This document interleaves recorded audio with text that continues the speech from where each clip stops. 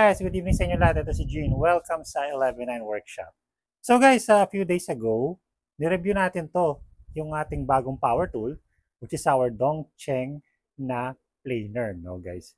And isa sa mga nabanggit ko doon sa review natin na yun, ang isa sa mga ayaw ko sa kanya is wala siyang foot, no? Yung safety foot dito. Sabi ko nga sa inyo na parang tumatayo siyang ganun para pag pinatok mo siya sa workbench mo, nakatukod siya at hindi niya madadamage yung workbench. So, isa sa mga ano ko sa kanya na dahil wala siyang ganun, ayaw ko sa kanya, no guys. Pero nasabi ko rin na okay rin na wala siya nun kasi meron tayong gagawin dito sa tool na ito. Okay? So, kasi guys, meron tayong dumating na ayan, bago na naman natin package from our friends sa Temu. Yan. So, again, Temu sponsored this vlog. Okay? So, guys, kung interesado kayo sa item na ito, of course, ililink ko sa inyo lahat in the description. You can download yung Temu link using this, or you can download yung Temu app using this link. Ayan. And you can use this code para makakuha pa kayo ng additional discount para sa mga first na users. Okay? So, let's go guys. Ano ba yung laman nitong box na ito? Well, it's a planer stand that allows you to use your planer na parang jointer. So, pwede mo i-mount yung planer mo ng paganyan na parang siyang jointer, no guys? So, i-assemble natin to. Pakita ko sa inyo kung paano siya gumagana. Let's go. So, guys, ito yung pinaka-mount niya. Ayan. No? So, it's made of metal, sheet metal. Pero, yung sheet metal na to is hindi siya lata, guys. Makapal siya. Makapal talaga siya. It's around, I think, 2 mm yung kapal niya. So, yeah, it's quite sturdy. Okay siya, makapal. At meron siya ito, yung support na to. Ito yung hawak doon sa handle ng planer. Meron din siyang isang part dito. Ito yung lalagay natin dito yung planer natin mamaya. Okay, so may kasama rin siya mga Allen keys. Ayan, screws, tsaka itong malaking bolt na ito. I'm gonna show you kung saan gagamitin yan mamaya. So, first of all, medyo flimsy siya ng konti. Piling ko matutumba to. So, i-reinforce lang natin siya. I-mount lang natin siya sa isang pirasong ano na to, plywood. Para pwede rin natin i-clamp dun sa ating table, sa workbench. No? So, kuha lang ako ng ating impact driver. And let's just screw it in. Meron naman siya mga mount. So yeah, you can easily screw that. May mga mount na siya dito. Yan. So that would work. Okay na yan. Tapos, i-mount na natin yung ating planer. So, ikalisin muna natin tong velcro strap na to. Ito, gumagalaw to guys. Pero meron siyang mamaya. Ihigpitan natin yung set screw niya mamaya. So, this would work sa mga Makita type na planer like this one, yung Dongcheng na to, yung Makita pattern na planer. Pero, itong Dongcheng na to, itong planer na to kasi, itong butas na dito, yung lalagyan ng ating guide, nilalagay talaga dyan ito. Kaso, medyo mas maliit yung butas niya for this one. So, ang ginawa ko, binarena ko siya para magkasya to. Yun lang ang modification na ginawa ko sa kanya, guys. So, that's very simple. Simple lang yon para lang magkasya siya. So, you could just mount it here. Tapos, okay yan. And kung natin isang part na ito, tapos mamount lang natin siya dito. So, gamitin natin yung set screw. Ayan. So, set screw ko lang siya.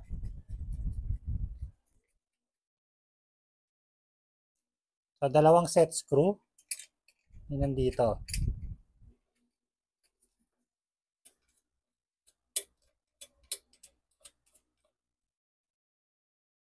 And then, we're gonna use yung ating Allen keys para higpitan siya. Ayun. So, tapos ito naman, imamount natin yung mismong katam dito sa part na ito. And, ito yung crucial guys. Ito, yung malaking bolt na ito. Ayan. Papasok natin yan dito. Sa butas na yan. Ayan. If you can see. Ayan, meron siyang butas dyan. So, pakita ko sa inyo, close up natin.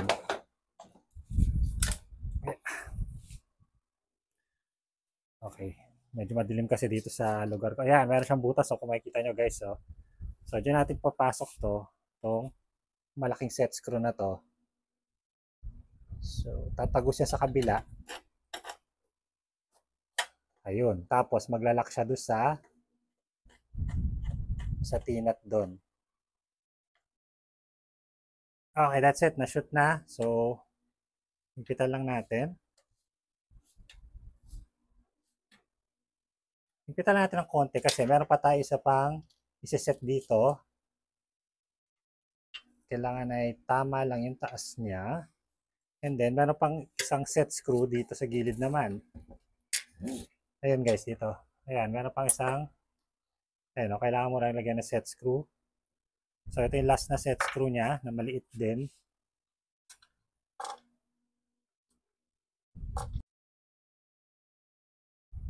Okay, so, yun.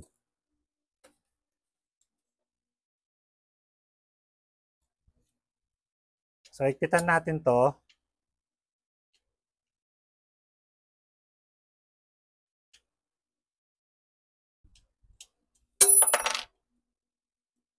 Tapos, itong velcro niya lang ito, guys. Ito yung itatali mo dun sa kanyang handle.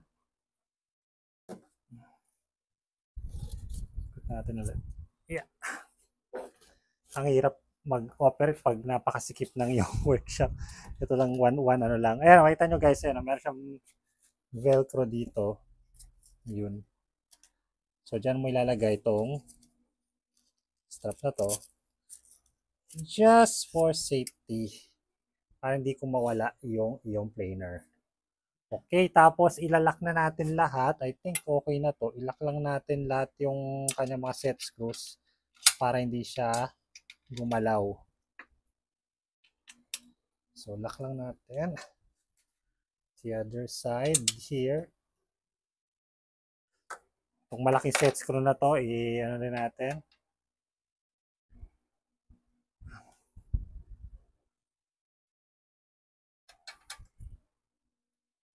Tanggalin natin tong knob na to, tong maliit na knob na to. Ayan.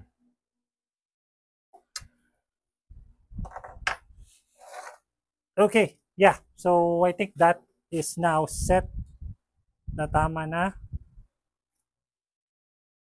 So, tingnan natin yung kanyang ano dito. Sukatin lang natin. Kung wala ko ng Okay guys, let's test it out. Ito kinlap ko na siya para di siya gumalaw. So, saksak ko lang siya. Saksak lang natin. Tingnan natin kung okay siya gumana, no? Pag okay naman, edi ayos. So, let's see if it's gonna work.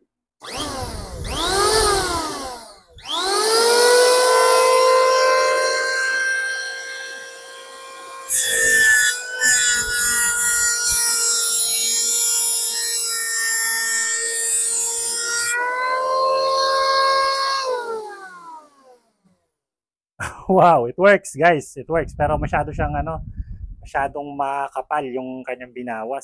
So, I think bawasan natin ng konti. Gusto ko malipis lang eh.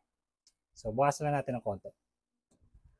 Okay, let's try naman yung isang side naman, yung malaking side niyang to. So, since na siya, square na siya dito sa square na to yung isa, ito naman kabila.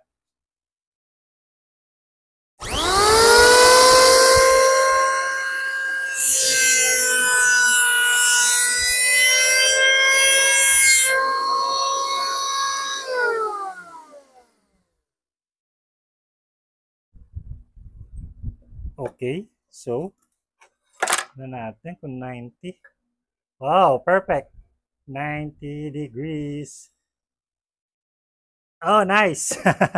Ayos accurate din pala. Okay. So, magaling Oh, yeah, I like that. I really like that. Gusto ko to. Gusto ko tong tong tool na to. Wow. Very good. So, yeah, guys. Yeah, it worked better than I thought it would, no, guys. Akala ko gimmick lang siya ng ng Temu na Pero Nakita ko kasi mga reels nito, sabi ko parang hindi naman kapani-paniwala yun na maganda yung performance. Pero yeah, it's okay. It's really nice. So, nagawa niya talaga 90 degrees yung ating ano, yung kahoy. So, this would be very useful sa mga ano ko, sa mga projects ko na kailangan ko ng jointer, na maliit na jointer. Siguro sa palochina na kailangan bawasan yung gilid, ganyan. Na ano, okay na okay to. Or yung para linisin lang yung gilid, kesa naman sa gamitan ko pa ng table, so I could use this one. Downside nito, ayan, nakita nyo, makalat. Ayan. So, kasi nga wala siyang dust collection system, no? So, yun lang ang problema ko sa kanya. Sana magkaroon siya ng, I think pwede ko siyang lagyan ng dust collection. Kasi, total ano naman to, pwede ko lang i-box na lang to. Oo, pwede yun, no? Yung gawan ko lang ng malaking box dito. Tapos, merong ano na lang, no? Pinto. Para kinukuha ko lang yung ano, yung shavings, no? Pwede, pwede. Tapos, wala nga siyang protector, yung blade niya, pero pwede kong gawan ng protector dito. Yeah, pwede kong maglagay ng mount dito. I think meron pa akong extra plywood. Yeah, so pwede dito, oh. Tapos lagyan ng ng ano dito, ng parang plywood na DIY na ano, na cover. Pwede, pwede, pwede, pwede. Tapos ito nga yung fence niya. It's accurate enough, pero baka magka-problema ako kapag malaking kahoy na. But madaling solusyonan yan. Lagyan lang natin ng wood na extension na fence, no? So yeah, this has a lot of potential. Tong ano na to, tong ano to. Tapos ito pala, yung pwede pa nating habaan yung ano niya, yung infeed at outfeed niya para kahit na mahaba yung kahoy, no, pwedeng pwede. Okay, okay na okay yan. So, yan ang mga future projects natin, future modifications natin sa machine na ito or sa ano na to, sa planer na ito, no, guys. Nice, that's nice. I like that. Gusto ko yan. So, okay. So, yun, guys. Syempre, kung interesado kayo dito, ayan ang link, no? Nitong product na to sa Temu. Ito yung price, ayan. So, nasa description din yan, guys. And of course, sabi ko sa inyo, don't forget to download the Temu app gamit ang link na ito para makakuha ng 2,000 peso coupon bundle. At gamitin ang code na ito sa checkout para makakuha ng 30% discount sa mga new app users. Alright, this is highly recommended, guys. So, kung gusto niyo ng ano, ng maliit na jointer sa inyong bahay, this, okay na okay to. So, yun lang, guys. I'm gonna see you guys again next time. Thank you so much for watching. This is Gene from 11i Workshop. Adios!